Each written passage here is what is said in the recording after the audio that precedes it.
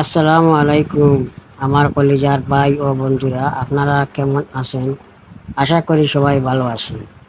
আমি এই যে আমার গাড়িটা লইয়া যে আমি যে বিল্ডিংটা ঢুকলাম, এই বিল্ডিংটা আসলে আমাদের রামপ্রসাদ সরকারি প্রাথমিক বিদ্যালয়।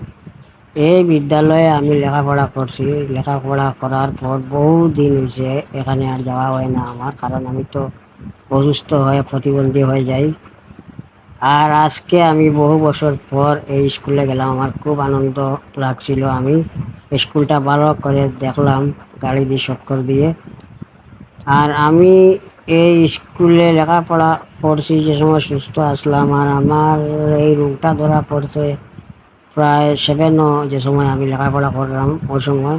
কিন্তু তারপরে আর কোনো ঔষধে কাজ হয় নাই, আমি প্রতিবন্ধী হয়ে যাই।